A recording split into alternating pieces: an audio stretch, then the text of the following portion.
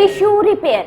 जी आप लोगों ने पहले फिजियोलॉजी पढ़ी है, आप लोग सेल पढ़ चुके हैं, ठीक है। एनाटॉमी आप लोगों ने पढ़ी है जी, आपको पता है जी डिफरेंट टाइप ऑफ टिश्यूज आप पढ़ चुके हैं। जस्ट हम सिंपली डिफाइन करना चाहें, टिश्यू को डिफाइन करेंगे, थोड़ा सा एक लेक्चर की बेस बनाएंगे, फिर अपने मेन टॉपिक की तरफ आएंगे, दैट इज टिश्यू रिपेयर। और बुक कौन सी है? Robins, from the Robins. Okay, अच्छा टिश्यू क्या है, टिश्यू को कैसे डिफाइन करोगे? सबसे पहले आपने देखा ना, आप लोग पढ़ते रहे, आपके पास फंक्शनल बेसिक फंक्शनल यूनिट है, that is cell. Okay, cells combine करते हैं, तो कंबाइन करने के बाद क्या बनाते हैं? टिश्यू। ओके, अब जो टिश्यूज कंबाइन करेंगे तो क्या बनाएंगे? ऑर्गन, ठीक है। तो इसमें आपके पास बच्चों ब्रॉडर टर्म कौन सी आ गई है? ऑर्गन्स इज ब्रॉडर टर्म, ठीक है। और माइनर टर्म आपके पास है, दैट आर दी सेल्स। जी सेल्स जो है आपके, देखो स्लाइड में भी आ जाओ, जहाँ difference between tissue and organs mention है, जस्ट आपको एक रिवाइज करने के लिए कि जी what are the tissues. Tissues हैं जी ग्रुप ऑफ सेल्स, ऐसे group of cells with similar structure, जब ये यूनाइट करते हैं, ठीक है, then they will form the tissue. Okay, अब ऑर्गन क्या है? अच्छा, अब organs that is the organ is the group of the tissues, ठीक है। Cell will combine to form the tissue. So हमने टिश्यू को कैसे डिफाइन किया? This is the group of the cells. अब हमने ऑर्गन को कैसे डिफाइन किया? This is the group of the tissues. अब जिसकी प्रिसाइज डेफिनेशन देखो, अपनी स्लाइड्स की तरफ आओ। टिश्यू को कैसे डिफाइन किया गया है? Group of cells with similar structure. अच्छा जी, जिसका ऐसे सेल्स कंबाइन करेंगे जिनका स्ट्रक्चर सिमिलर होगा, they will form the tissue and they will work together to form a shared function. ऐसे ही ना एक पर्टिकुलर फंक्शन परफॉर्म करेंगे।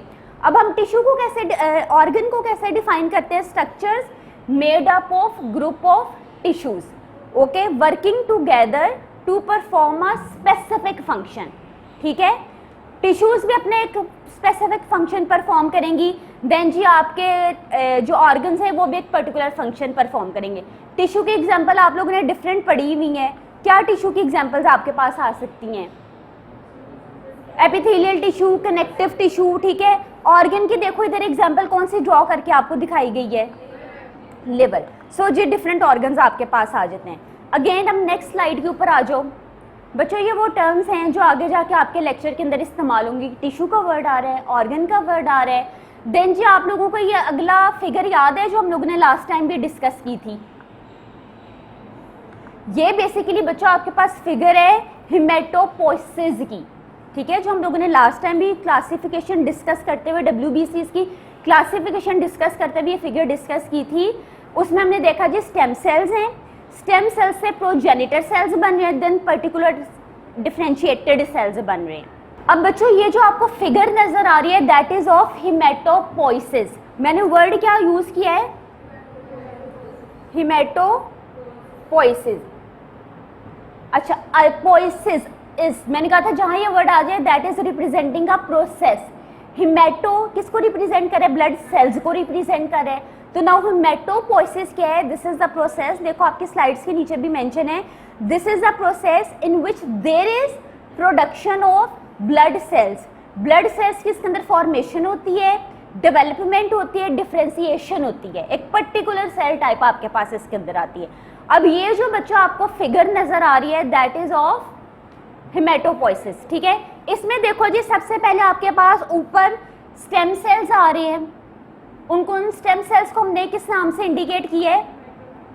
Haematopoietic stem cells. ओके जी, अब ये स्टेम सेल्स आगे हमें क्या देंगे? सबसे पहले बच्चों आपके पास आ गए स्टेम सेल्स। स्टेम सेल्स आपको क्या दे रहे हैं आगे जाके? किसमें डिफरेंशिएट हो रहे हैं? Myeloid progenitor cells and the lymphoid progenitor cells. ये दोनों वही टर्म्स हैं जो हम लोगों ने WBCs में डिस्कस की थी। अच्छा जी, स्टेम सेल्स से आपके पास बन गए प्रोजेनिटर सेल्स। ऐसे ही है, पहले स्टेम सेल्स थे, स्टेम सेल्स ने अपने आप को डिफरेंशिएट कर दिया, किसमें कर दिया? इनटू प्रोजेनिटर सेल्स, ठीक है।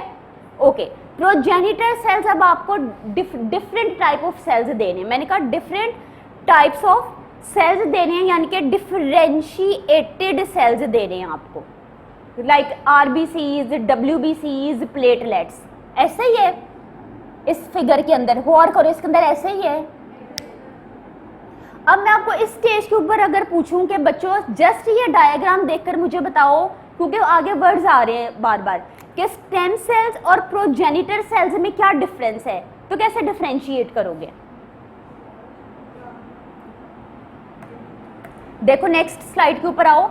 सबसे पहले अगेन ये जो चीज मैंने इधर मेंशन किया, आपके पास you have the stem cells. After that जी स्टेम सेल्स ने अपने आप को कन्वर्ट कर लिया, किसमें कन्वर्ट कर लिया, इनटू द प्रोजेनिटर सेल्स।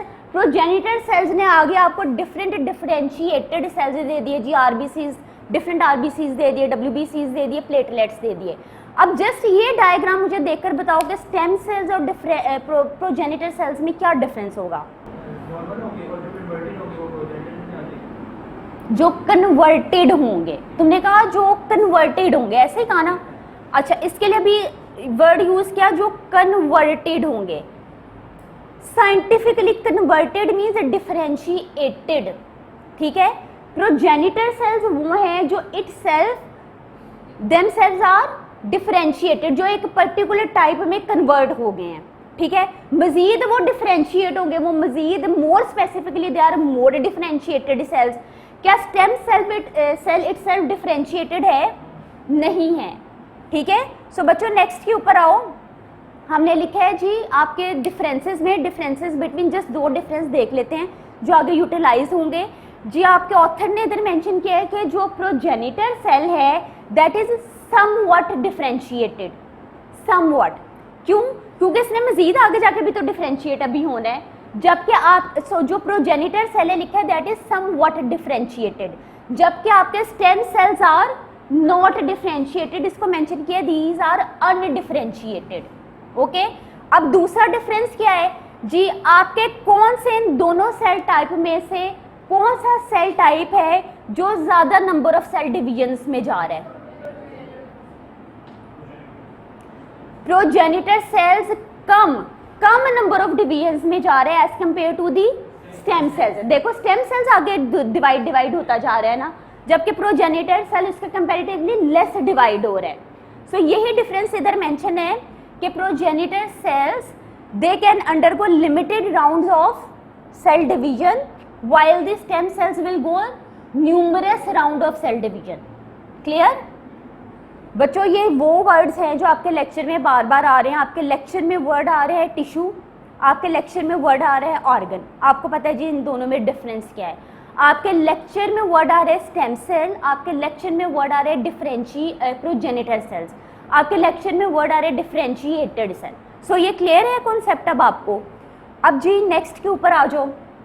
अगर आप अक्सर पंजाब यूनिवर्सिटी के क्वेश्चन पेपर देखो ना, उसके अंदर ये क्वेश्चन आया होता है draw the cell cycle in different stages. अच्छा, अब ये क्यों हम सेल साइकिल डिस्कस कर रहे हैं आज के लेक्चर में बच्चों, एक इसका जस्ट एक सिंपल सा छोटा सा ओवरव्यू ले लेते हैं सेल साइकिल का, जो आप लोग फिजियोलॉजी में भी पढ़ते हैं। सेल साइकिल का एक पर्टिकुलर स्टेज का जिक्र आपके इस लेक्चर के अंदर आ रहा है। वो स्टेज कौन सी है? That is the G0 phase. इस फेज का, इस स्टेज का जिक्र आ रहा है। तो डेफिनेटली इसके लिए आपको पता होना चाहिए जी एक जो सेल है किस तरह प्रॉपरली एक सेल बनता है, कौन से स्टेजेस से गुजरता है। तो इसको हम अगर क्वेश्चन एग्जाम में आएगा draw the cell cycle in different stages, write up करने का रिटन आएगा, explain, write a note on, describe, ठीक है। सो बच्चों नेक्स्ट स्लाइड के ऊपर आ जाओ। यहाँ पर आपको एक सेल साइकिल नजर आ रही है बच्चों, इधर आपको सेल साइकिल नजर आ रही है ग्रे कलर में, ठीक है। अब ये बच्चों सेल साइकिल ये लिपनकॉट फार्माकोलॉजी की बुक है जो अभी आप फार्माकोलॉजी पढ़ भी रहे हैं, उसके अंदर से ली गई है। जब आप उसके अंदर एंटी कैंसर ड्रग्स के ऊपर जाओगे तो अगेन रिपीट वहाँ पे ये सेल साइकिल डिस्कस की गई है। अब इस सेल साइकिल में देखो आपको डिफरेंट स्टेजेस नजर आ रही हैं, ठीक है, डिफरेंट स्टेप्स नजर आ रहे हैं। जो इंपॉर्टेंट स्टेप जो हम लोगों के लेक्चर में आ रहा है that is the G0 phase, ठीक है। सबसे पहले हम इसको डिस्कस करेंगे, लेकिन डेफिनेटली क्योंकि पंजाब यूनिवर्सिटी के क्वेश्चंस में भी क्वेश्चन आता है जी draw the cell cycle, explain, write a note on cell cycle, तो इसका एक जनरल सा ओवरव्यू ले लेते हैं, ठीक है। अब G0 फेज है आपके पास सेल साइकिल के अंदर। डायग्राम में देख के बताओ G0 फेज के बाद कौन सा फेज आ रहा है? G1 फेज आ रहा है। उसके बाद कौन सा फेज आ रहा है? S phase, then G2 phase, उसके बाद M फेज। ठीक है, कितने फेजेस आ गए? 5। आपके पास टोटल 5 फेजेस या 5 स्टेजेस हैं सेल साइकिल की। फर्स्ट वन इज, देखो कितने G आ रहे हैं, there are 3 G's, G0, G1, G2। सबसे पहले G0 को हम डिस्कस करेंगे, then we will discuss G1, then S phase, S synthesis को रिप्रेजेंट कर रहे, ठीक है, then G2 phase, then M mitotic phase. पढ़े हुए पहले ये सेल साइकिल के फेजेस, तो इसका मतलब आपको इसका कॉन्सेप्ट क्लियर है। G0 फेज के अंदर ज़्यादा एक्सप्लेनेशन में नेक्स्ट वाली डायग्राम है, इसके ऊपर आ जाओ। G0 फेज, अच्छा जी, G0 फेज के अंदर कौन से सेल्स आते हैं? ऐसे सेल्स बच्चों जो रेप्लिकेट नहीं कर रहे, जो रेस्टिंग स्टेज पे हैं, ठीक है, देयर आर नॉट डिवाइडिंग,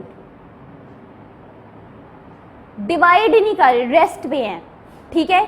लेकिन जैसे इन्हें कोई इंडिकेशन आएगी तो इन्होंने क्या करना है, साइकिल के अंदर एंटर कर जाना है, यानी कि G1 फेज के अंदर एंटर कर जाएंगे, यानी कि अब ग्रोथ इनकी स्टार्ट हो जाएगी, ठीक है। अब इसके अंदर एक पॉइंट मजीद डिस्कस करने वाला है जो नेक्स्ट स्लाइड में जाकर हम डिस्कस करेंगे। बेसिकली बच्चों इस G0 फेज के अंदर आपके पास 2 टाइप्स ऑफ सेल्स होते हैं। एक टाइप ऑफ सेल्स वो है जो कि जिसको जब इंडिकेशन मिले, जब कोई स्टिमुलस मिले, कोई फैक्टर आए, तो वो अगेन साइकिल में एंटर करके डिवाइड करेगा, सिंथेसिस माइटोसिस के फेज के अंदर जाएगा।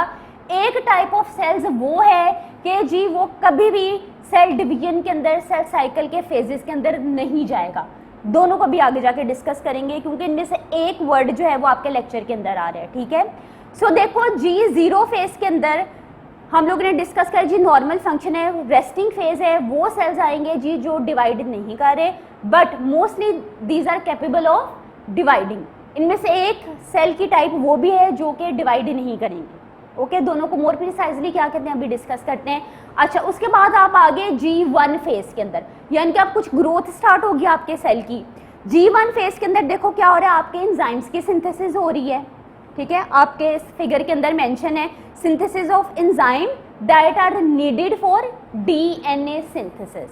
ओके, साथ में क्या हो रहा है, सेल का साइज इंक्रीज कर रहा है, और साथ में क्या मेंशंस है, जितने आपके सेल के कंटेंट्स है वो डुप्लीकेट कर रहे हैं, क्योंकि आगे जाकर उसने ग्रो करना है, उसका साइज भी इंक्रीज करना है। देन जो आपके पास चेक पॉइंट आ गया, दैट इज G1 और S के दरमियान आपके पास एक स्टेज आ गई, चेक पॉइंट आ गया। अगर सारी स्पेसिफिकेशन आपकी G1 फेज की कंप्लीट हो गई हैं, अब आपका सेल एंटर कर जाएगा सिंथेसिस फेज के अंदर, यानी कि S फेज के अंदर। सिंथेसिस फेज में किसी चीज की सिंथेसिस होगी, किसकी सिंथेसिस होगी? DNA की। ओके जी, यहाँ पे DNA रेप्लिकेशन होगी। अब जी सेल के पहले तो जी सेल का साइज इंक्रीज किया, सेल कंटेंट डुप्लीकेट कर गया। अब जी एंजाइम्स उसकी फॉर्मेशन होगी, उन एंजाइम्स की फॉर्मेशन होगी जो हमें एस फेज के अंदर DNA की सिंथेसिस के लिए रिक्वायर्ड थे। अब जी DNA बन गया, नेक्स्ट क्या चीज़ रह गई है? ऑर्गेनेल्स के ऊपर वर्किंग होनी रहती है ना।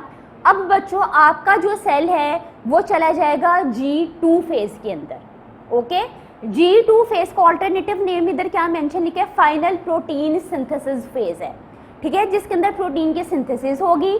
मोर अब प्रिसाइजली इस फेज के अंदर क्या होगा बच्चों, इसके अंदर लिखा है सिंथेसिस ऑफ सेलुलर कंपोनेंट्स। उन कंपोनेंट्स की भी सिंथेसिस होगी जो हमें अगले फेज के लिए रिक्वायर्ड हैं, that is for the mitotic phase, ठीक है। देखो हमें DNA सिंथेसिस के लिए जितना मटेरियल चाहिए था वो पिछले फेज में बन रहा था, एंजाइम्स बन रहे थे। अब हमें माइटोसिस के लिए जो मटेरियल रिक्वायर्ड है उसकी फॉर्मेशन कौन से फेज में हो रही है? G2 फेज में। और G2 फेज में क्या हो रहा है, सेल अगेन ग्रो करेगा, ऑर्गेनेल्स प्रोटीन्स की प्रेपरेशन होगी इसके अंदर। ओके, हमने कहा ना प्रोटीन सिंथेसिस फेज है। अब जी हम G2 फेज से अब आपके सेल ने एंटर करना है माइटोटिक फेज में, यानी कि M फेज के अंदर। बच्चों आप इसके दरमियान भी एक चेक पॉइंट आ गया, अगर तो आपके सेल ने सारी स्पेसिफिकेशंस पूरी कर ली, मटेरियल की प्रेपरेशन कर ली G2 फेज के अंदर, तो अब वो जी आपका M फेज के अंदर चला जाएगा। अब एम फेज में माइटोसिस हो गया। आप लोगों ने ऑलरेडी सेल साइकिल पढ़ी है। माइटोसिस के कितने स्टेप्स हैं? 4 है, prophase, metaphase, anaphase and the telophase. हम जो आपका आगे देखो इस साइकिल के ऊपर लिखा हुआ है, एनाफेज और टीलोफेज के ऊपर लिखा हुआ है साइटोकाइनेसिस, ठीक है, साइटोकाइनेसिस लिखा है। अच्छा, साइटो मीन्स साइटोप्लाज्म को रिप्रेजेंट कर रहा है। अब ये जो प्रोसेस है इसके अंदर साइटोप्लाज्म के अंदर कुछ होगा, काइनेसिस होगी, साइटोप्लाज्म की डिवीजन हो जाएगी इधर।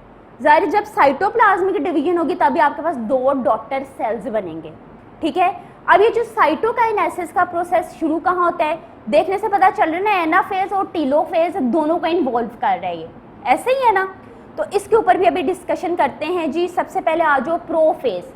बच्चों, माइटोसिस सेल साइकिल के अंदर आपका जो बच्चों अब हम आ गए हैं जी प्रोफेज के ऊपर। जो माइटोसिस के अंदर जो आपका सबसे ज़्यादा लॉन्गेस्ट फेज है दैट इज़ दी प्रोफेज। अब एक शॉर्टेस्ट फेज भी देखेंगे इसके अंदर कौन सा आ रहा है जी। प्रोफेज में जनरल डिस्कशन करते हैं, इतनी डिटेल में नहीं जा रहे। आपका माइटोसिस का जो इनिशियल स्टेज है दैट इज़ दी प्रोफेज, ठीक है। अब प्रोफेज में क्या हो रहा है इसको समझने के लिए सबसे पहले आपको अगेन आपकी फिजियोलॉजी आनी चाहिए। आपके पास है जी क्रोमोसोम, ठीक है। क्रोमोसोम का स्ट्रक्चर क्या हम ऐसे बनाते हैं ना? इसमें क्रोमोसोम में ये क्या चीज़ है, ये कौन सा स्ट्रक्चर है? स्पिंडल फाइबर्स हमें तब रिक्वायर्ड है जब हमने सेल को, क्रोमोसोम्स को खींच के लेकर जाना है और सेल की डिवीजन करनी है। सेंटर में क्या ऐसा नहीं है कोई कंस्ट्रिक्टेड सा हिस्सा है, इसको भी अब डिफाइन करेंगे। ये साइड्स पे क्या है? क्रोमेटिड, ठीक है। क्रोमोसोम में को समझने के लिए you must know this is chromatid. अच्छा जी, अब आपके प्रोफेज के अंदर that is the longest phase. इस फेज के अंदर आपके पास क्या होगा बच्चों? आपका जो क्रोमोसोम है लिखा है इसकी कंडेंसेशन होगी, ठीक है, कंडेंसेशन होगी। और आपको पता है जी आपका ये जो क्रोमोसोम है that is composed of the chromatids. अब क्रोमेटिड्स को आप कैसे डिफाइन करेंगे? देखो आपके अंदर ग्रीन कलर में इधर मेंशन है, these are the halves of the half, है ना, these are the halves of the chromosomes. अच्छा जी, अब दे आर कंस्ट्रिक्ट, अब दोनों कैसे ज्वाइन है? दोनों एक कंस्ट्रिक्टेड एरिया में ज्वाइन है। इस कंस्ट्रिक्टेड एरिया को हमने क्या कह दिया? Centromere, okay. अब जी हम इसके ऊपर आगे सेंट्रोमेयर हम लोगों ने इसको कह दिया। नेक्स्ट के ऊपर आ जाओ। क्या सेंट्रोसोम और सेंट्रियोल्स में कोई डिफरेंस है? सेंट्रोमर और सेंट्रियोल में क्या कोई डिफरेंस है?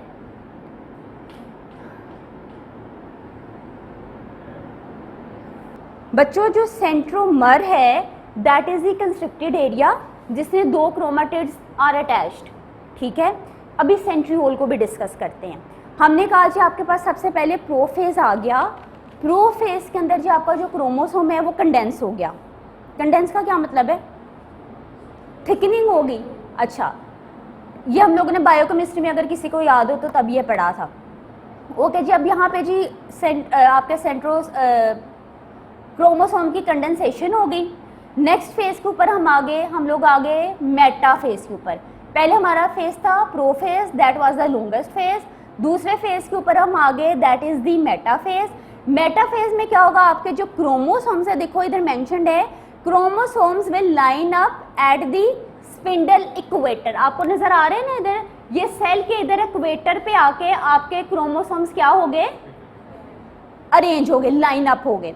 अब एनाफेज के ऊपर आ जाते हैं जो कि शॉर्टेस्ट फेज है।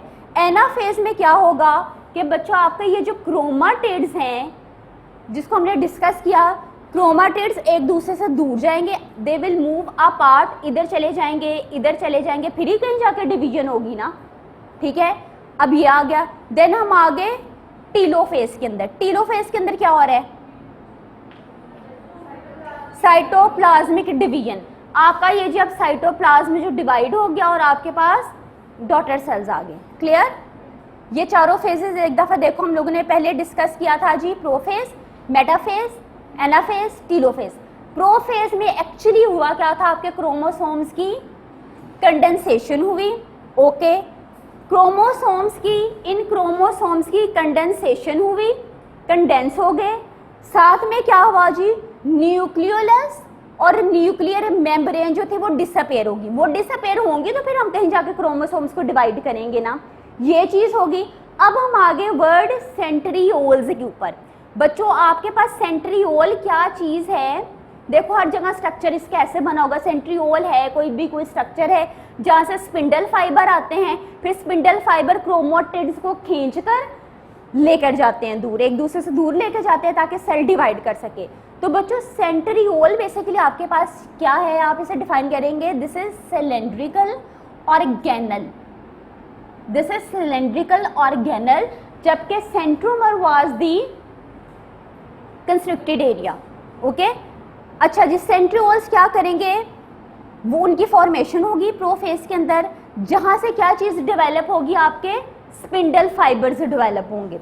ओके, अब इन स्पिंडल फाइबर्स का क्या काम होगा, क्रोमैटिड्स को खींच के ऑपोजिट पोल्स पे लेके जाना ताकि आपका सेल डिवाइड कर सके। सो बच्चों आपकी सेल साइकिल के अंदर जो माइटोटिक फेज है, जिसे हम एम फेज कह रहे हैं, इसके अंदर जो लॉन्गेस्ट फेज है दैट इज द प्रोफेज, क्योंकि प्रोफेज में जी बहुत लंबे चौड़े प्रोसेसेस हो रहे हैं। आपका क्रोमोसोम कंडेंस हो गया, न्यूक्लियोलस न्यूक्लियर मेम्ब्रेन डिसअपेयर हुई ताकि क्रोमोसोम्स जी डिवाइड कर सके, ठीक है, सेपरेट होकर डॉटर सेल्स बना सके। तीसरी चीज़ क्या हुई, सेंट्रियोल्स ने क्या किया, सेंट्रियोल्स कहाँ पे इनकी डेवलपमेंट हुई, सेंट्रियोल्स ऑपोजिट साइड पे भी बाद में जाएंगे ताकि वहाँ से स्पिंडल फाइबर्स अराइज हों।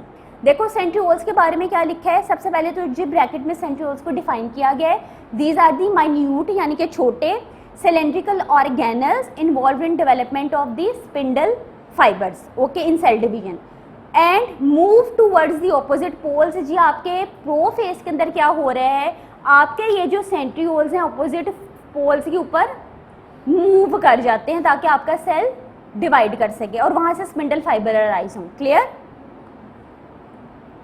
देन मेटाफेज था, मेटाफेज में क्या हो रहा था, क्रोमोसोम्स इक्वेटर के ऊपर लाइन अप हो रहे थे। एनाफेज में क्या था, क्रोमाटिड्स वर मूविंग अपार्ट। अच्छा क्रोमाटिड यहाँ आ गया, क्रोमाटिड यहाँ पर आ गया, ऐसे लग रहा है कि अब ये सेल डिवाइड करने जा रहे हैं। और कौन सा प्रोसेस होने जा रहे हैं, साइटो, हम लोगों ने वर्ड इधर देखो आपके फिगर के ऊपर लिखा हुआ है साइटोकाइनेसिस। जैसे ही बच्चों chromatid will move apart, it means आपकी साइटोकाइनेसिस स्टार्ट हो चुकी है। अब नेक्स्ट स्लाइड के ऊपर बच्चों आ जाओ, साइटोकाइनेसिस। अब साइटोकाइनेसिस को आप डिफाइन कैसे करे हुए, this is the process of cell division which divides the cytoplasm. हम लोगों के पास वर्ड था साइटोकाइनेसिस, यानी कि साइटोप्लाज्म की ब्रेकडाउन, साइटोप्लाज्म की डिवीजन हो रही है इधर। सो साइटोकाइनेसिस को आपने कैसे डिफाइन कर दिया, this is the process of cell division which divides the cytoplasm. Cytoplasm में किसका है, पेरेंट सेल का साइटोप्लाज्म है। It will divide the cytoplasm of the parent cell into daughter cells. Cytokinesis start कौन से फेज में हो रही है, एनाफेज में हो रही है, और एंड कहाँ पर हो रही है, टेलोफेज पे। क्लियर। अब बच्चों पिछली डायग्राम देखो जिसके अंदर पूरी माइटोसिस दिखाई गई है। क्लियर है ये माइटोसिस आपको, क्लियर। अब बच्चों अब आपके लेक्चर के अंदर हम लोगों ने जी सेल साइकिल डिस्कस क्यों की, क्योंकि सेल साइकिल के G0 फेज का इधर जिक्र था। ओके, G0 फेज का जिक्र था। मैंने कहा जी जब आप G0 फेज के अंदर बात करें, इधर आपको दो टाइप ऑफ सेल्स मिलेंगे। फर्स्ट टाइप ऑफ सेल आपको वो मिलेगा जी जिसके अंदर एबिलिटी है कि अपने सेल साइकिल के अंदर एंटर कर जाए, ठीक है, और जी साइकिल को पूरा प्रोसेस में जाए और सेल की डेवलपमेंट हो जाए। दूसरे वो सेल्स हैं जी जो डेवलप नहीं होंगे। दोनों को भी हमने डिस्कस करना है, ड्यूरिंग लेक्चर इसको डिस्कस करेंगे, ठीक है बच्चों। अब आपके लेक्चर के अंदर डिस्कस की गई है, मैंने कहा जी आपके लेक्चर के अंदर टर्म्स आ रही हैं टिश्यू, ऑर्गन। आपके लेक्चर के अंदर जिक्र है G0 स्टेट का, G0 फेज का। टिश्यूज की किस तरह से क्लासीफाई करके आपके लेक्चर के अंदर डिस्कस किया गया है। देखो टिश्यू का फर्स्ट नेम इधर कौन सा मेंशन है, labile tissue, then we have the stable tissue, then we have the permanent tissue. अच्छा ये वो वर्ड्स हैं जो हमने लेक्चर में जाकर डिस्कस करने हैं। कौन कौन से टिश्यूज की टाइप इधर डिस्कस की गए हैं, labile, stable and the permanent one. Then organs किस किस्म के डिफाइन किए गए हैं, एक ऑर्गन का नाम है, उसने ऑथर ने लिखा है सॉलिड ऑर्गन। भी फिर हम लोगों के ज़हन में आता है अगर सॉलिड ऑर्गन है, फिर और ऑर्गन किस टाइप के, हॉलो ऑर्गन। आपके ज़हन में क्या आता है, हॉलो ऑर्गन कौन सा होगा, स्टमक हो सकता है, होलो है ना अंदर से। और सॉलिड ऑर्गन की एग्जांपल क्या होगी, लिवर आ गई, ठीक है। अब इसको भी आगे जाकर डिस्कस करेंगे जी। हम लोगों के ज़हन में कॉन्सेप्ट बन गया जी, जब सॉलिड ऑर्गन की इंजरी होगी तो इसका इट मीन्स उसकी ब्लीडिंग होगी, जबकि होलो ऑर्गन को अगर कोई इंजरी होगी अपना कंटेंट वो स्पिल कर देगा क्योंकि उसके अंदर कंटेंट भरा हुआ है। देन जी जीरो स्टेट का जिक्र करते हैं। जी जीरो स्टेट में मैंने कहा जी आपके पास दो टाइप ऑफ सेल्स हैं, जिनमें से जिक्र है आपके पास क्विसेंट सेल्स का। कौन से सेल का, क्विसेंट सेल्स का एंड सेनीसेंट सेल्स का।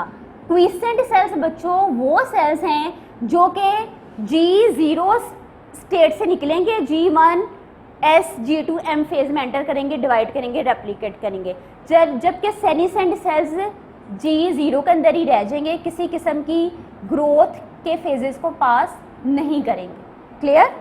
अब ये दोनों वर्ड्स आपके अंदर आ रहे हैं, आपको पता चल गया जी हम टिश्यू का जिक्र करने जा रहे हैं, हम टिश्यू रिपेयर पढ़ने जा रहे हैं। कौन से तीन उसने टाइप्स डिस्कस की गई हैं, labile, stable and the permanent one.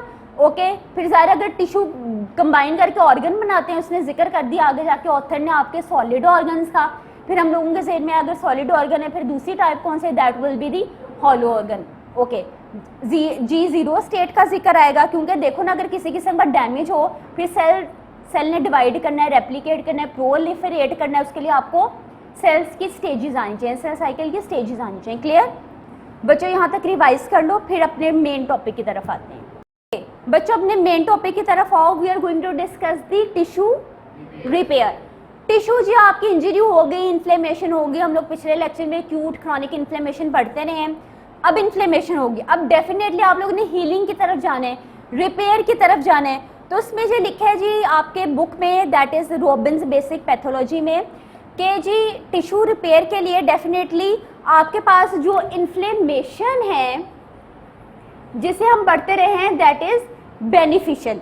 Inflammation का काम क्या है जी, आपका जो इंजरी का कॉजेटिव एजेंट था उसे एलिमिनेट करवाना, उसे इरेडिकेट करवाना। ओके, और देन क्या करना, आपके रिपेयर के प्रोसेस को स्टिमुलेट करना। हम लोग पढ़ते रहे जी ग्रोथ फैक्टर्स रिलीज होंगे, ऐसे पढ़ते रहे ना, तो जी रिपेयर के प्रोसेस को स्टिमुलेट करवाना। अब ये एक्चुअली रिपेयर होगी कैसे, ये चीज़ बच्चों हम लोग डिटेल में पढ़ने जा रहे हैं।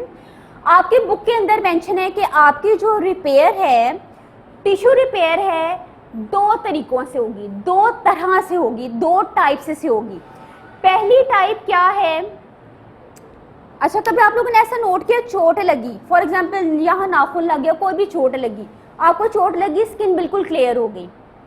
बाज़ दफ़ा ऐसा होता है आपको चोट लगी तो डीप थी थोड़ी सी, ठीक है, और यहाँ पे क्या हुआ जी आपके वाइट कलर का निशान बन गया। ऐसा कभी नोटिस किया है कि बाज़ दफ़ा में चोट लगती है तो स्किन आपकी बिल्कुल क्लियर होगी, बाज़ कंडीशन में क्या हुआ, वाइट कलर का निशान बन गया, स्टिच लगा, स्टिच के बाद वाइट कलर का निशान बन गया। तो इट मीन्स यहाँ से देखा हम लोगों ने आइडिया कर लिया जी आपके जो टिश्यू रिपेयर है इसके दो प्रोसेसेस हैं, ठीक है। फर्स्ट प्रोसेस, अब इसको को लिंक करना, ठीक है, को रिलेट करना। फर्स्ट प्रोसेस क्या है कि आपका देखो ये टिश्यू है बच्चों, इसमें नॉर्मल टिश्यू था, सेल्स थे, सेल्स एक दूसरे के साथ यूनाइटेड थे। इंजरी हुई, इंजरी के बाद ऐसे ही होगा ना कि सेल्स के दरमियान गैप आ गया, यहाँ पर इंजरी होगी। अब टिश्यू रिपेयर का अल्टीमेट पर्पस क्या है कि उसने इस गैप को फिल करना है। अब इस गैप को हम कैसे फिल कर सकते हैं, या तो इधर दोबारा इसी किस्म के आके सेल्स लग जाएं, सेल्स नहीं लग सकते तो कम से कम इधर कनेक्टिव टिश्यू लग जाए कि आपके एक टिश्यू की इंटीग्रिटी मेंटेन रहे, ठीक है। अगर तो मेरे सेल्स की जगह सेल आकर लग जाते हैं, तो फॉर एग्जांपल अगर मैं स्किन की बात करूं, अभी हम इंटरनल ऑर्गन को आगे जाके डिस्कस करेंगे, सेल की जगह आके सेल लग जाते हैं, गेन जी मेरी स्किन क्लियर हो गई। मेरे सेल की जगह आके सेल नहीं लगा, इधर कनेक्टिव टिश्यू आकर लग गया, तो वाइट अपीयरेंस तो ऑटोमेटिकली आएगी ना, तो उसमें ये था कि जी मेरा वो पर्टिकुलर एरिया इस कदर डैमेज हुआ था कि मेरे जो रिमेनिंग सेल्स थे उनकी कैपेबिलिटी नहीं रही कि वो प्रोलिफरेट करें, डिवाइड करें, मल्टीप्लाई करें।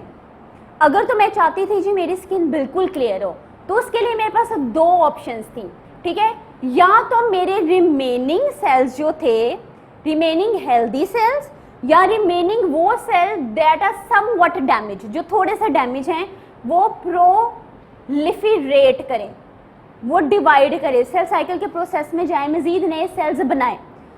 अदरवाइज क्या हो जी, मेरे पास स्टेम सेल्स का बैकअप पड़ा हुआ है, मेरे पास मेरी बॉडी में मेरे स्टेम सेल्स हैं, ये स्टेम सेल्स क्या करें कि दोबारा से नए सिरे से सेल्स बना दें, या तो मेरे रिमेनिंग सेल्स मिलकर सेल बना दें, डिवाइड करके बना दें, या stem cells from the stage 1, ठीक है, वो आए और नए सिरे से मेरे सेल्स को बनाएं। एक मेरे पास ये ऑप्शन, अगर मैं चाहती हूँ जी मेरे पास परफेक्ट मेरी स्किन आ जाए, परफेक्ट इंटरनल ऑर्गन आ जाए। अदरवाइज क्या होगा जी, मेरे सेल्स में कैपेबिलिटी नहीं है कि वो प्रोलिफरेट कर सकें, मेरे पास स्टेम सेल्स उस पर्टिकुलर एरिया में जितना रिजर्व था, ठीक है, वो जो यूटिलाइज हो चुका, उन्होंने कोशिश की लेकिन उस मेरी स्पेस को वो फिल नहीं कर सके। मेरे पास बच्चों ये जो स्टेम सेल का रिजर्व था पर्टिकुलर एरिया में था, पर्टिकुलर एरिया में पर्टिकुलर साइट के अंदर था, उसे हम निच कहते हैं, ठीक है, उसको भी आगे जाके डिस्कस करेंगे। ये मेरे पास फर्स्ट ऑप्शन थी, that was the perfect option, ठीक है। अब ये चीज़ नहीं हो सकी, अब क्या होगा, इस केस में मेरे जो कनेक्टिव टिश्यू हैं, अब वो प्रोलिफरेट, मेरे कनेक्टिव टिश्यू प्रोलिफरेट करेंगे, डिवाइड करेंगे, इस साइड के ऊपर आ जाएंगे और आके इसको फिल कर देंगे। एटलीस्ट मेरी स्किन तो स्मूथ हो जाए, एक टिश्यू की, ऑर्गन की इंटीग्रिटी आ जाए मेरे पास। क्लियर? अब जी आपके ऑथर ने इधर डिस्कस करिए, आपके पास डैमेज्ड टिश्यू रिपेयर के दो टाइप्स हैं अगर आप इसे रिपेयर करना चाहते हैं। फर्स्ट टाइप ये थी जिसके अंदर या तो प्रोलिफरेट करेंगे आपके सेल्स, अदरवाइज स्टेम सेल्स आपको हेल्प करेंगे। सेकेंड ऑप्शन आपके पास क्या थी, आपके कनेक्टिव टिश्यू आएंगे और उस पर्टिकुलर एरिया पे आकर डिपॉजिट हो जाएंगे। अब ये जब कनेक्टिव टिश्यू उस पर्टिकुलर एरिया में आकर डिपॉजिट हो गए तो अब यहाँ पे स्कार बन जाएगा। क्लियर? स्कार उस सूरत में बनता है जब आपके जी जो सिमिलर टाइप ऑफ सेल्स हैं वो प्रोलिफरेट नहीं करे, stem cells are all utilized, वो अवेलेबल नहीं है, उसी किस्म के सेम सेल्स नहीं बन रहे। तो दूसरी ऑप्शन आ जाती है, चलो एटलीस्ट कुछ तो हम रिपेयर की तरफ जाएं, किसी एक्सटेंट पे तो रिपेयर की तरफ जाएं, वहाँ कनेक्टिव टिश्यू आएंगे, कनेक्टिव टिश्यू उस पर्टिकुलर एरिया पर आकर डिपॉजिट हो जाएंगे, अल्टीमेटली फिर आपके पास स्कार फॉर्मेशन हो जाएगी। क्लियर बच्चों? अब ये जो दो प्रोसेसेस हैं थ्रू आउट आपकी ये जो बुक है उसके अंदर इसको बार बार डिस्कस किया गया है, ठीक है, लेकिन फिर भी एक दफ़ा हम लोगों ने बुक को तो चैप्टर को तो गो थ्रू करना है। अब देखो नेक्स्ट डायग्राम के ऊपर आओ, अब आपको ये डायग्राम क्लियर होगी। इसके अंदर सबसे ऊपर आपको क्या दिखाया गया है, healthy tissue, healthy tissue, healthy tissue दिखाया गया है। देन जी आप आ जाओ लेफ्ट साइड के ऊपर, माइल्ड सुपरफिशियल इंजरी, यानी कि आपको माइल्ड इंजरी हुई, दूसरी तरफ कौन सी है, सीवियर इंजरी है। जब माइल्ड इंजरी हुई वहां पे सेल्स रीजनरेट कर गए, ठीक है, वहां पे सेल्स आ गए, तो जी अगेन आपको सेम लुक आ गई पहले जैसी। दूसरी तरफ जहाँ सीवियर इंजरी थी वहां पे बच्चों गैप था, इस गैप पे आके कनेक्टिव टिश्यू आपके डिपॉजिट कर गए, जब डिपॉजिट कर गए तो उन्होंने स्कार फॉर्मेशन कर दी। क्लियर? सो बच्चों ये जो दो प्रोसेसेस हैं आपके बुक के अंदर बार बार रिपीट किए गए हैं। अब आपकी बुक के अंदर ऑथर ने रीजनरेशन की डेफिनेशन लिखी है, अब देखेंगे थोड़ी सी हमें लगेगा क्लियर नहीं है, लेकिन मोर प्रिसाइज डेफिनेशन नीचे ब्लू बॉक्स के अंदर इंडिकेटेड है। रीजनरेशन को आपके ऑथर ने कैसे डिफाइन किया है, उसने लिखा है सम टिश्यूज, जी कुछ टिश्यू ऐसे होते हैं that can be replace, that have ability to replace that damaged component, ठीक है, कुछ टिश्यू में एबिलिटी है कि अपने डैमेज कंपोनेंट को वो रिप्लेस कर देते हैं। रिप्लेस कैसे करते हैं, उसके अंदर जी नॉर्मल सेल्स आते जाते हैं और इस प्रोसेस को हम कहते हैं दिस इज जी रीजनरेशन। अब रीजनरेशन आपके पास एग्जाम में फॉर एग्जांपल अगर डिफाइन करने हो आगे आप कैसे डिफाइन करोगे, नीचे लिखा है regeneration means regrowth, regrowth of the damaged organ part from the remaining tissue. ऐसे ठीक डेफिनेशन बनती है, regeneration is what the regrowth of damaged organ part of the tissue. ऐसे ही है ना, ऑर्गन आपके पास ब्रॉडर टर्म है, टिश्यू मिलके क्या बनाते हैं, ऑर्गन बनाते हैं। अगर टिश्यू का कोई पार्ट डैमेज हो गया, उसकी रिपेयर होगी तो अल्टीमेटली आपका ऑर्गन रिपेयर कर जाएगा। क्लियर? सो रीजनरेशन को डिफाइन करते वक्त जो आपने वर्ड यूज करना है that is the regrowth. Next slide के ऊपर आ जाओ। अगेन जो आपके ऑथर ने डिफाइन कर दिया कि रीजनरेशन कैसे होती है, आपके सेल्स प्रोलिफरेट करते हैं, आपके सेल्स डिवाइड करते हैं, इंजरी को कम्बैट करते हैं। जी इंजरी ख़त्म हो गई जी, अब दोबारा से मेरे हेल्दी सेल्स इसके ऊपर वापस आ रहे हैं, दोबारा से अपने उसी स्टेट में, उसी आपका जो टिश्यू है वो रिटेन हो जाता है, उसी स्टेज में आपका आ जाता है। अब जी लिखा आपके ऑथर ने कि आपके बॉडी के जो कुछ टिश्यूज़ हैं बहुत रैपिडली रीजनरेट करते हैं, उसके अंदर एबिलिटी के जल्दी जल्दी रिपेयर हो जाए। अक्सर कट लगते हैं, हमारी स्किन को कट लगता है, फ़ौरन से रीजनरेट हो जाती है। उसके अंदर जी उसने एग्जांपल लिख दी epithelia of the skin. Same आपका जी is for the intestine, intestine भी सही किस्म की है। देन ऑथर ने इधर वर्ड यूज़ किया है parenchymal organs, for example the liver. यहाँ पे इसने कहा जी जिस तरह आपकी स्किन जल्दी से रीजनरेट करती है, जिस तरीक़े से इंटेस्टाइन रीजनरेट करती है, इसी तरह से लिवर भी जल्दी से रीजनरेट कर जाता है। लिवर रीजनरेशन अभी हम लोगों ने डिस्कस करनी है इसी चैप्टर के अंदर। अच्छा जी, वर्ड जो इधर इसने यूज़ किया that is the parenchymal organ. Parenchymal organ को उसने पर्टिकुलरली एसोसिएट कर दिया किसके साथ, लिवर के साथ। इधर भाई अब आप लोगों ने पहले से पढ़ा हुआ है कि पेरेन्काइमा बेसिकली है क्या चीज़।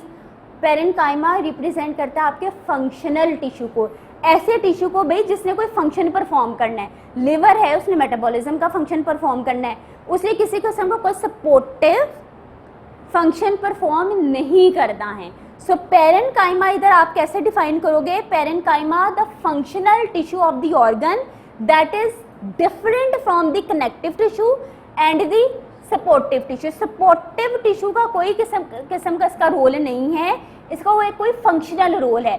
ऐसे टिश्यूज जो एक पर्टिकुलर फंक्शन परफॉर्म करते हैं उसे हम पेरेन्काइमा कहते हैं। Otherwise you have the supportive tissues as well. ठीक है, सो जहाँ भी वर्ड पेरेन्काइमा आ जाए किसी ऑर्गन के साथ यू मस्ट नो अच्छा इसने कोई पर्टिकुलर फंक्शन परफॉर्म करना है। क्लियर? एग्जाम्पल्स कौन से लिखे हैं पेरेन्काइमल ऑर्गन्स के इधर, you have the kidney, adrenal gland, liver, spleen and the pancreas. ऐसे ना अपने सिक्रीशन से रिलीज करते हैं, फिर वो पर्टिकुलर फंक्शन परफॉर्म करती हैं। क्लियर होगी ये टर्म? अच्छा जी, अब आपके ऑथर ने कह दिया जी फर्स्ट आपके पास ऑप्शन थी टिश्यू रिपेयर की प्रोलिफरेशन होगी, रैपिडली प्रोलिफरेटिंग आपके पास ऑर्गन्स भी उसने डिस्कस कर लिया। आपके पास स्किन है, आपके पास इंटेस्टाइन है, then you have the liver. अगर प्रोलिफरेशन नहीं हो रही उसने नेक्स्ट लाइन में लिख दिया you have the stem cells.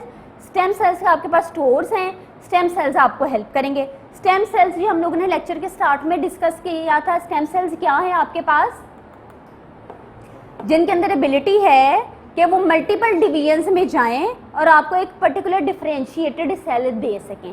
Stem sales से प्रोजेनिटर सेल्स बनते हैं, स्टेम सेल्स से पर्टिकुलर डिफरेंशिएटेड सेल्स आपके पास आ जाते हैं। क्लियर हो गया? देन जो ऑथर ने आगे डिस्कस कर लिया जी, अब क्या हर किस्म के आप देखते हैं ना इतने जानवर हैं, एनिमल्स हैं, ह्यूमन बींग्स हैं, क्या सब में रीजनरेटिव कैपेसिटी सिमिलर है या डिफरेंट है? डिफरेंट। अगर आपने नोट किया होगा फॉर एग्जांपल आप एम्फीबियंस की बात करें, अच्छा आपने उसे मारा, उनके लिम्स रीजनरेट कर जाते हैं ना। अगर आपकी अल्लाह ना करे हाथ बाजू अफेक्टेड हो, कट जाए, लिम्ब कट जाए, वो रीजनरेट करते हैं? नहीं। तो जी ऑथर ने आगे यही चीज़ आके लिख दी कि जब हम लोग animals, lower animals, small animals की अगर हम लोग बात करें, for example the salamander. Salamander क्या है जी, you know these are the amphibians जो ड्राई और मोइस्ट इन्वायरमेंट दोनों में रहते हैं। Salamander for example frog, salamander amphibians for example frog, दोनों इन्वायरमेंट्स में रहते हैं। जिस सैलामेंडर की उसने एग्जांपल दी भी, उसका कोई एक लिम्ब आपने काट दिया, देखो फिगर्स भी नज़र आ रही हैं, तो जी वो रीजनरेट कर सकता है। लेकिन ह्यूमन बींग्स में इस हद तक ये कैपेसिटी नहीं है कि पूरे के पूरे लिम्ब को रीजनरेट करे। उंगली कट गई इट मीन्स वो कट गई है। ठीक है, सर्जिकल प्रोसीजर्स एक डिफरेंट चीज़ हैं। जो चीज़ आपकी कट गई है दैट इज़ वो रीजनरेट एक लिमिटेड एक्सटेंट तक कर सकते हैं। ये चीज़ आपके ऑथर ने इधर मेंशन की है। अगर जी नेक्स्ट स्लाइड के अंदर जी ऑथर ने मेंशन कर दिया जी प्रोलिफरेशन नहीं हुई, स्टेम सेल्स का रिजर्व जो है वो फिनिश हो गया, वो आपके किसी किस्म के काम अब नहीं आ रहा। Then you have the connective tissue, connective tissue deposit कर गया और इन्होंने क्या चीज़ कर दी, स्कार फॉर्मेशन कर दी। क्लियर? हम कहते हैं जी अगर तो ये चीज़ हो जाती, प्रोलिफरेशन हो जाती, स्टेम सेल्स आपको हेल्प करते, दैट वाज नॉर्मल। लेकिन जहाँ स्कार फॉर्मेशन हो जाए, दिस इज़ नॉट नॉर्मल। ऐसे ही है ना कि आपके फॉर एग्जाम्पल ब्यूटी को अफेक्ट करता है अगर आपके स्किन पे हो जाए, so we don't consider it normal. Okay, next जी, अब बेसिकली जब स्कार फॉर्मेशन होती है तो उसमें क्या होता है जी, फाइब्रोसिस होती है। फाइब्रोसिस में जी कोलेजन सेल्स आ गए जी, आपके कनेक्टिव टिश्यू आ गए, उन्होंने आपके पर्टिकुलर एरिया को, पर्टिकुलर ऑर्गन को आके कवर कर लिया। ओके, इसमें लिखा है जी fibrosis. Fibrosis is most often used to describe the extensive deposition of collagen. अब ये कहाँ पर हो सकते हैं, खाली स्किन पे तो नहीं ना हो सकती, इंटरनल ऑर्गन्स में भी तो इन्फ्लेमेशन हो रही है। ऑथर ने कर दिया जी इसमें सारे आपके ऑर्गन्स आते हैं, for example the lungs, liver, kidney. अच्छा, और ये कब होगी स्कार फॉर्मेशन? तो बच्चों अगर तो कुछ हद तक लिमिटेड एक्यूट किस्म की अगर आपके पास इन्फ्लेमेशन थी, प्रोलिफरेशन हो रही थी, stem cells were helping you. अगर आप क्रोनिक इन्फ्लेमेशन की तरफ आ गए हैं, then it means there are more chances कि अब स्कार फॉर्मेशन हो जाएगी। ठीक है, सो जिसने यही कर दिया जी, क्रोनिक इन्फ्लेमेशन में there will be the scar formation, there will be deposition of the collagen, there will be fibrosis in case of the chronic inflammation. Clear? अब बहुत एक इंपॉर्टेंट चीज़ साइड खोली हुई है बच्चों सबने, इसमें पॉइंट नंबर 2 देखो, इसमें लिखा है if fibrosis develop in a tissue space. अब जी आपको ऑथर इधर बात करने जा रहा है, आपका ऑथर इधर बात करने जा रहा है, ये बच्चों आपके पास एक टिश्यू है, ठीक है, दिस इज अ टिश्यू। अब हमने कहा इंजरी हुई और यहाँ पर आपके पास गैप जनरेट हो गए, यहाँ से सेल्स हट गए, ये भी तो पॉसिबल है नहीं इधर एक्सुडेट आ जाए, जो हम लोग पहले एक्सुडेट ट्रांसुडेट पढ़ते रहे हैं, पस फॉर्मेशन हो जाए इधर। ठीक है, अब ये चीज़ हो चुकी है आपके पास, आपके किसी ऑर्गन के अंदर। अब जी क्या हुआ, अगर इस टिश्यू स्पेस के अंदर एक्सुडेट था, ठीक है, अब जी हम कहते हैं कि फाइब्रोसिस होने जा रही है। अब इस लाइन को कैसे इधर आपका ऑथर एक्सप्लेन करे, इफ फाइब्रोसिस डेवलप, फाइब्रोसिस कहाँ पे हो जाए, अगर इस टिश्यू स्पेस के अंदर फाइब्रोसिस हो जाए, तो अब ऑथर ने कहा देन इस प्रोसेस को, इस फाइब्रोसिस को हम किस टर्म से रिप्रेजेंट करते हैं, that is represent by the word, देखो वर्ड क्या लिखा है, ऑर्गेनाइजेशन।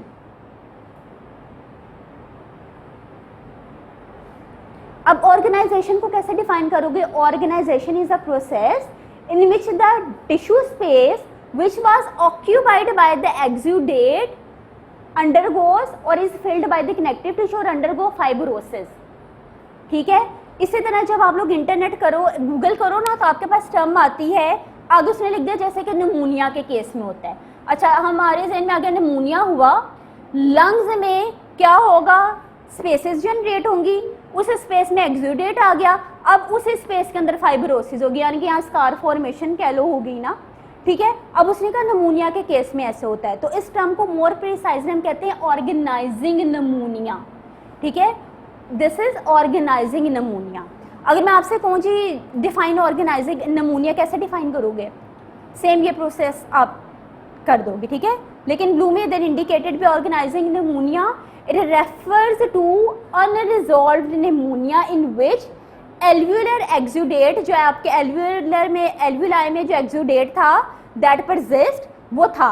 ठीक है, एक्सुडेट था, देन इवेंचुअली क्या हुआ, दैट विल अंडरगो फाइब्रोसिस, उधर फाइब्रोसिस होगी, दैट इज टर्म क्या है, ऑर्गेनाइजिंग नमूनिया। क्लियर? अच्छा, हमने कहा जी दो प्रोसेस होंगे, या तो प्रोलिफरेशन और स्टेम सेल्स आप करेंगे, अदरवाइज स्कार फॉर्मेशन हो जाएगी। फिर जब मैंने क्रोनिक इन्फ्लेमेशन का जिक्र किया तो मैंने कहा जी बड़ी हद तक जी पॉसिबिलिटी है कि रिपेयर नहीं हुई। ठीक है, तो रिपेयर कैसे नहीं हुई जी, उधर आपके क्या चीज़ की डेवलपमेंट हो गई, कनेक्टिव टिश्यू आगे स्कार फॉर्मेशन हो गई, लेकिन ये भी तो पॉसिबिलिटी है कि उस क्रोनिक एरिया में रिपेयर का प्रोसेस, उसमें प्रोलिफरेशन का प्रोसेस भी हो, स्टेम सेल्स भी हेल्प कर रहे हो और साथ ही साथ स्कार फॉर्मेशन भी हो जाए, ये पॉसिबिलिटी भी है ना।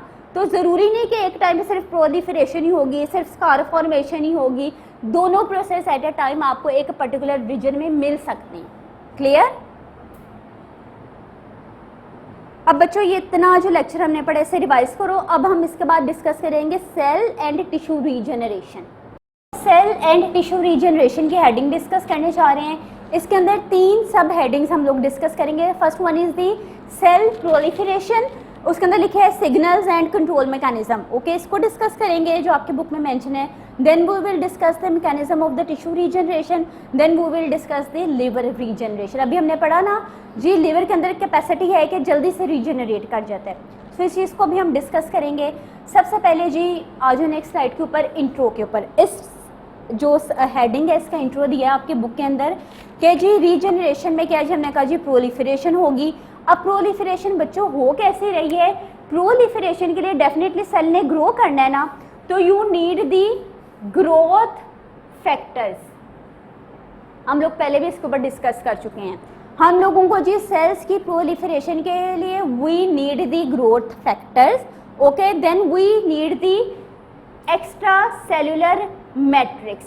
ग्रोथ फैक्टर और एक्स्ट्रा सेलुलर मैट्रिक्स एक दूसरे के साथ इंटरेक्ट करेंगे, किसी किस्म की कोई कम्युनिकेशन होगी जिसकी वजह से सेल की प्रोलिफरेशन होगी। आप लोगों को ऑलरेडी कॉन्सेप्ट है ना जी, दिस इज द सेल और आउटसाइड पे आपके पास क्या है?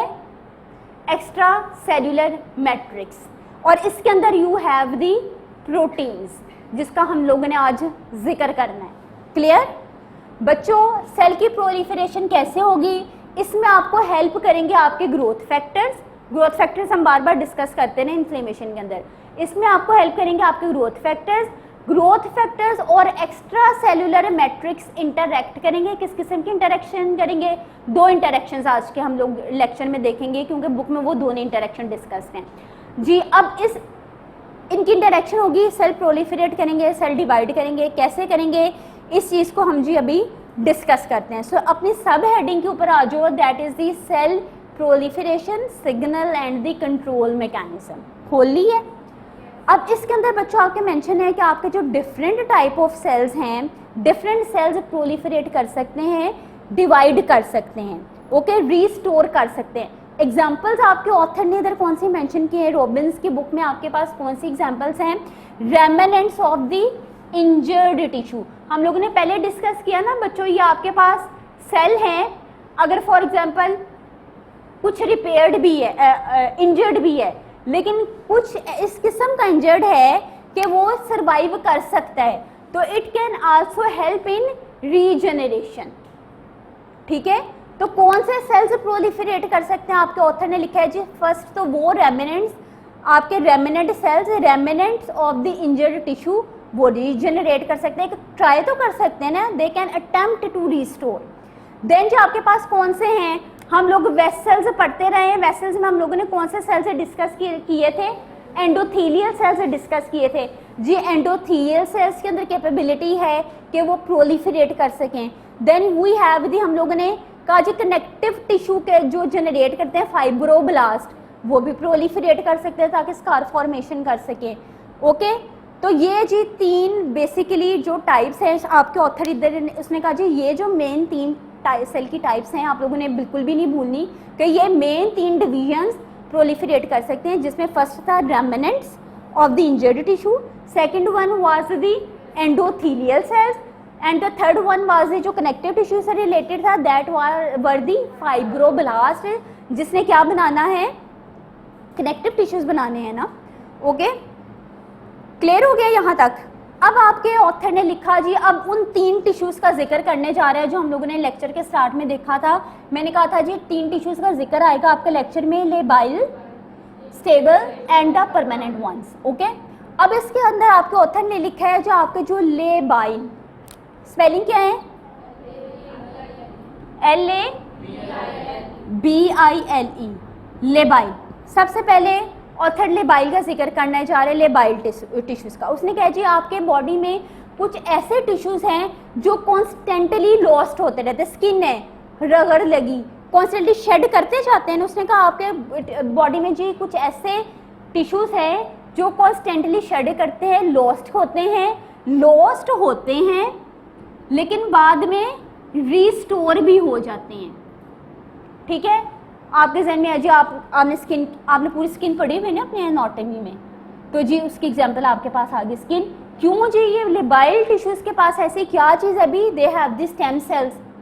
ठीक है, दे कैन प्रोलिफरेट, इनके सेल्स प्रोलिफरेट कर सकते हैं। तो हमने कह दिया जी these are the labile tissues. Labile tissues को कैसे डिफाइन कर लो, that are constantly lost and replaced, these are the labile tissues. Okay, अब जी लेबाइल टिश्यूज क्या है, हमें जी इसका करेक्टरिस्टिक, इसका फीचर पता चल गया। There are constantly multiplying, they are constantly dividing, they have the stem sales.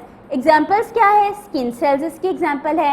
You have the cells in your GI tract, gastrointestinal tract, you have the cells in the bone marrow. Bone marrow भी तो generate करती रहती है ना sales. जो constantly dividing cells हैं वो मिलकर क्या बनाते हैं, लेबाइल टिश्यू बना देते हैं। ठीक है, अच्छा अब जी लेबाइल टिश्यू की एग्जांपल आपके ऑथर ने इधर खुद से जो बुक के अंदर डिस्कस की है वो कौन सी की है। First one is the haematopoietic cells जो कि आपके बोन मैरो में है।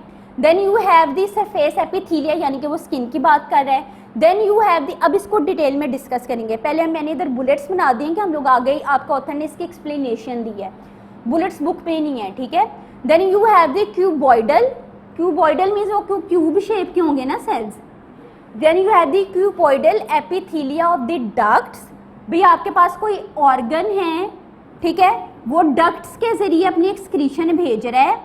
ठीक है, अब उनमें जो cuboidal epithelia of the ducts हैं, इन डक्ट्स के जो सेल्स हैं there are also the labile ones. ठीक है, फॉर एग्जांपल एक्सोक्राइन ग्लैंड्स के जो हैं ऑर्गन्स हैं, एक्सोक्राइन ऑर्गन्स हैं, उनके डक्ट्स का जिक्र कर रहा होता है। ठीक है, then you have the columnar epithelium, कैसी होगी,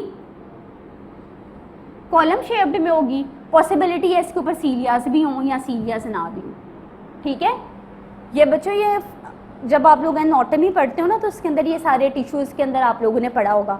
columnar epithelium of the, columnar epithelium किसका जिक्र कर रहे हैं, किसकी, गैस्ट्रोइंटेस्टाइनल ट्रैक्ट की, और किसकी लिखा है, यूटरस की और फिलोपियन ट्यूब की।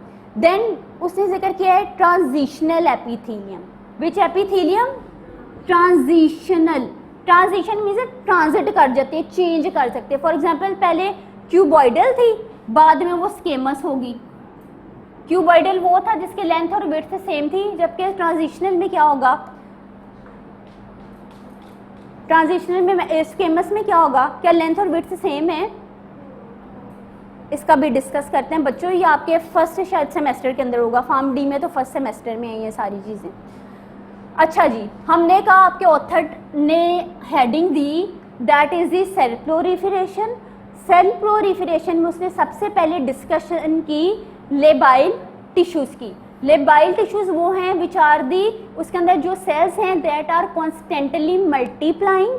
ठीक है, अब ऑथर ने उसकी एग्जांपल्स देना शुरू कर दी। फर्स्ट एग्जांपल आपके पास उन सेल्स की आ गई, हेमेटोपोइटिक सेल्स की आ गई जो आपके बोन मैरो के अंदर हैं। सेकंड एग्जांपल उसने दे ली आपके एपिथेलिया की, आपके स्किन सेल्स की। थर्ड एग्जांपल उसने दे दी क्यूबॉइडल सेल्स की। वो क्यूबॉइडल सेल्स कहाँ पर हैं, आपके डक्ट्स, उन डक्ट्स में, वो डक्ट्स में which are connected to the organs जो अपना ड्रेनेज देते हैं। ठीक है, देन उसने जिक्र कर लिया कोलमनर एपिथेलियम का, कोलमनर सेल्स का। कौन से कोलमनर सेल्स लेबाइल हैं, जो कि कहाँ पर हैं लोकेटेड, आपके गैस्ट्रोइंटेस्टाइनल ट्रैक्ट में, यूटरस में, फिलोपियन ट्यूब में। देन उसने कह दिया ट्रांजिशनल एपिथेलियम जो अपनी जो शेप है वो चेंज कर देती है। कहाँ की ट्रांजिशनल एपिथेलियम, उसने कहा जी यूरिनरी ट्रैक्ट की। क्लियर, ऐसे ना यूटरस है, ठीक है, यूटरस में एक सेल की शेप है, फॉर एग्जांपल क्यूबॉइडल है। यूटरस जब फिल हुई, ठीक है, ब्लैडर जब फिल हुई, ठीक है, ब्लैडर जब फिल हुई तो शेप चेंज होगी, स्ट्रेचिंग से शेप चेंज होगी, ट्रांजिशन होगी ना शेप की। तो उसने आपके ऑथर ने कहा जी these are also the under the category of the labile tissues, the cells which are constantly dividing. Then जी आप आ जाए, अब ऑथर इसको एक्सप्लेन करने जा रहे हैं। हम लोगों ने तो अपने समझने के लिए एक बुलेट्स में लिख दी ना। अब ऑथर स्टार्ट कहाँ से करता है जी, लेबाइल टिश्यूज को मेटोपोटिक sales in the bone marrow. Clear है, इसमें कुछ समझने वाली बात नहीं। उसने अब आगे वर्ड लिखा है ऑथर ने, epithelia such as the basal layer of the squamous epithelia of the skin. क्या मतलब है इस लाइन का बच्चों? ये वो लाइन है जिसे समझने के लिए आपको स्किन की एनाटॉमी आनी चाहिए। ये देखो नीचे स्किन का स्ट्रक्चर दिया है। स्किन के स्ट्रक्चर में आपको कहीं बेसल लेयर नजर आ रही है? इसके सेल की जो बेसल लेयर है बच्चों, इसकी शेप कैसी है? स्क्वायर शेप है। कैसी शेप है बच्चों इसकी? स्केमस शेप है इसकी, ठीक है। अब इसने लिखा है जी आपके ऑथर ने एपिथीलिया यानी कि स्किन की बात करें। स्किन में जो आपके पास इधर 5 लेयर्स इधर बनाकर दिखाई गई हैं, आपको अगर अपनी स्किन की एनाटॉमी याद हो, ठीक है। आपका ये जो एपिथीलिया है उसके अंदर you have the basal layer. Basal layer इसने कहा जी is composed of the squamous epithelia. Squamous cells से बनी हुई है, किसकी? स्किन की। This is example of the labile cells, labile tissues, ठीक है। अच्छा, कहाँ की जी लेयर, कौन कौन सा आपके पास लेबाइल सेल्स आ रहे हैं? Of the skin, oral cavity, vagina and the cervix. Clear? Clear है बच्चों ये पॉइंट? नेक्स्ट के ऊपर आ जाओ, cuboidal, cuboidal एपिथीलिया of the ducts draining the exocrine organs, ठीक है। फॉर एग्जांपल आप समझ लो बच्चों, ये आपके पास कौन सा ऑर्गन है इधर? पेनक्रियास फॉर एग्जांपल समझ लो। पेनक्रियास एक डक्ट के जरिए, एक नाली के जरिए अपनी सेक्रीशंस को रिलीज करेगा, ठीक है। अब आपके ऑथर ने कहा है कि आपके इन डक्ट के जो क्यूबॉइडल सेल्स हैं, they have also the ability to multiply repeatedly. They are also composing the labile tissue. Clear? Then जी अब इसके अंदर एग्जांपल्स कौन कौन से जो एक्सोक्राइन डक्ट के जरिए अपनी सेक्रीशन से रिलीज करते हैं, which are under the category of the labile ones. These are the salivary glands, pancreas and the biliary tract. Clear? Next आ जाओ जी। देन उसने लिखा है कोलमनर एपिथीलियम। हम लोग पहले डिस्कस कर चुके हैं कहाँ कहाँ की कोलमनर एपिथीलियम? गैस्ट्रोइंटेस्टाइनल ट्रैक की, यूटेरस की एंड दी फैलोपियन ट्यूब की। अब देखो फिगर के अंदर आपको कॉलम शेप्ड सेल्स नजर आ रही हैं। नेक्स्ट आ जाओ transitional epithelium of the urinary track. मैंने कहा जी ट्रांजिशनल एपिथीलियम वो एपिथीलियम है जो अपने जिसके सेल्स अपनी शेप को चेंज करते हैं। फॉर एग्जांपल जी अब इससे लिखा है स्केमस एपिथीलियम है सेल्स। अब हम लोगों ने क्यूबॉइड में कहा, हम लोगों ने कर ली ना कि लेंथ और विड्थ इनकी सेम है, क्यूब शेप आ रही है। स्केमस में क्या है? देयर आर वाइडर, उनकी विड्थ ज्यादा है as compared to their height, ठीक है। These are the squamous ones. अब इसमें एग्जांपल आ रही है जी, ये आपके पास ट्रांजिशनल सेल्स आपको कहाँ पे मिलेंगे? ये ट्रांजिशनल सेल्स आपको मिलेंगे आपके यूरिनरी ट्रैक के अंदर, ठीक है। क्लियर? तो ये जितनी एग्जांपल थी ये आपके पास उन सेल्स की थी which were making the labile tissue. Next slide पे आ जाओ, जहाँ पे आपके पास सेल साइकिल बना है उस हम लोग डिस्कस कर रहे हैं बच्चों सेल प्रोलिफरेशन। सेल प्रोलिफरेशन में सबसे पहले आपके ऑथर ने कौन सा टिश्यू डिस्कस कर लिया अभी तक? Labile ones, labile tissue. अब बच्चों आपके ऑथर डिस्कस इधर करने जा रहे हैं स्टेबल टिश्यू। स्टेबल टिश्यू को वो कैसे डिफाइन कर रहा है आपका ऑथर? स्टेबल टिश्यूज के जो सेल हैं, the cells are normally in the G0 या G0 भी जिसे कहते हैं, ठीक है, इस स्टेज के अंदर है। जब आपके सेल को प्रोलिफरेशन, डिवीजन, रिपेयर रिक्वायर्ड है तो क्या होगा जी? नॉर्मली तो आपके इन टिश्यूज के जो सेल्स थे वो G0 फेज में थे। जब आपके इस टिश्यू को रिपेयर रिक्वायर्ड थी, इन सेल्स ने क्या किया? जो कि पहले नॉन प्रोलिफरेटिंग थे, क्योंकि वो G0 फेज में, G0 फेज में थे ना, जब इनके पास स्टिमुलस आया, अब इन्होंने क्या किया? अपने आप को सेल साइकिल में एंटर कर लिया, और सारी स्टेजेस से अपने आप को पास किया ताकि सेल डिवाइड करे, रेप्लिकेट करे, प्रोलिफरेट करे, ठीक है। सो आपके बुक के अंदर मेंशन है the stable tissues, these are made of the cells. इनके अंदर ऐसे सेल्स मिलते हैं that are normally usually there are in the G0 या G0 स्टेज, ठीक है। ज़ाहिर G0 स्टेज में थे तो देवर नॉन प्रोलिफरेटिंग, लेकिन प्रोलिफरेट कब करेंगे, जैसी कोई इंजरी होगी, क्योंकि अब इन्हें रिपेयर की तरफ जाना है। क्लियर? ओके, अब इसके एग्जांपल्स कहाँ आपके ऑथर ने क्या दिए हैं। First one is the parenchyma of the solid organs. Parenchyma भी हमने थोड़ी देर पहले डिफाइन किया था, पेरेन्काइमा फंक्शनल, ठीक है। सॉलिड ऑर्गन्स का भी आपको पता है, उसके comparatively you have the hollow organs, ठीक है। सॉलिड ऑर्गन्स को इंजरी हुई, ब्लीडिंग होगी, होलो ऑर्गन्स को इंजरी हुई, स्पिलिंग होगी, ओके। अच्छा जी, आपका ऑथर ने कहा जी हम लोगों ने इधर दूसरी एक पहली टाइप डिस्कस कर दी थी द लेबाइल टिश्यूज, सेकंड हम लोगों ने डिस्कस की है जी स्टेबल टिश्यू। स्टेबल टिश्यू में मोस्टली आपके पास जो सेल्स होते हैं नॉर्मल कंडीशंस में there are in the G0 और द G0 फेज। जैसे इंजरी हुई they will leave this phase और साइकिल के अंदर एंटर कर जाएंगे एंड प्रोलिफरेट करेंगे। अब इन स्टेबल टिश्यूज की आपकी एग्जांपल है parenchyma of the solid organs, ठीक है। पेरेन्काइमा को भी आपको पता है, सॉलिड ऑर्गन्स का भी आपको पता है। फॉर एग्जांपल लिवर हो सकता है, ओके। एपिथेलियल सेल्स इस कैटेगरी में आ जाते हैं, फाइब्रोब्लास्ट इस कैटेगरी में आ जाते हैं, स्मूथ मसल सेल्स इस कैटेगरी में आ जाते हैं। कितनी एग्जांपल्स डिस्कस की हैं? 4। पहली एग्जांपल कौन सी थी? Parenchyma of the solid organs, दूसरी was epithelial cells, third one was the fibroblast and the fourth one was the smooth muscle cells, sorry epithelial नहीं endothelial cells, ठीक है। clear? okay, parenchyma, next slide. These tissues include the parenchyma of the solid organs. example solid organs के आपके author ने book में कौन सी दी हैं? Liver, kidney and the pancreas. Next slide के ऊपर आज उसने कहा जी इसके अलावा एंडोथीलियल सेल्स भी आपके हैं, फाइब्रोब्लास्ट भी हैं, स्मूथ मसल सेल्स भी हैं।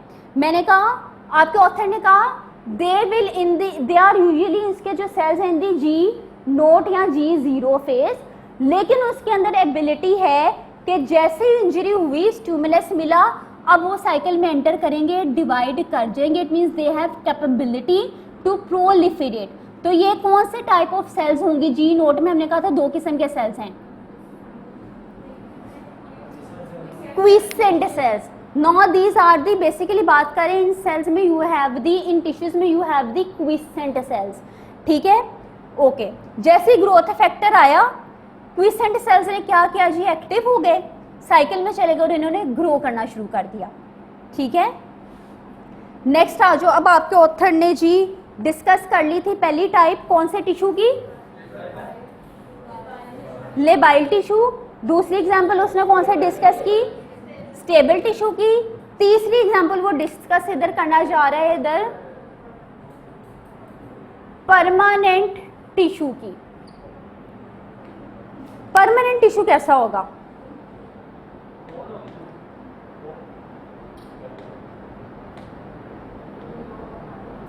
परमानेंट नाम किस चीज को इंडिकेट करे? बस अब ये फाइनल है, ये जो अब सेल बन गया है, ये जो सेल अब बन गया है, ये गया तो मीन्स अब इसने अगर ये डैमेज हो गया तो अब रिपेयर नहीं होना इसने, ठीक है। कार्डियक सेल्स, आपके हार्ट के सेल्स, ब्रेन के सेल्स, मेमोरी लॉस होता है ना, अगर इतने रीजनरेट करते तो कभी भी मेमोरी लॉस ना होता, ठीक है। अब जी बच्चों इसके अंदर देखो एग्जाम्पल आपका ऑथर ने कहा है जी परमानेंट टिश्यूज को डिस्कस किया गया। परमानेंट टिश्यू कौन से हैं? That are the terminally differentiated, यानी कि फाइनल स्टेज में आए हैं। अब जी जो मर्जी हो जाए, प्रोलिफरेशन के चांसेस ने इन्होंने डिवाइड करके नए सेल्स नहीं बनाने हैं। अब इसके एग्जांपल इसने डिस्कस कर दी न्यूरॉन्स की and the cardiac muscle cells की। अब टर्मिनली डिफरेंशिएटेड सेल्स को कैसे डिफाइन करोगे?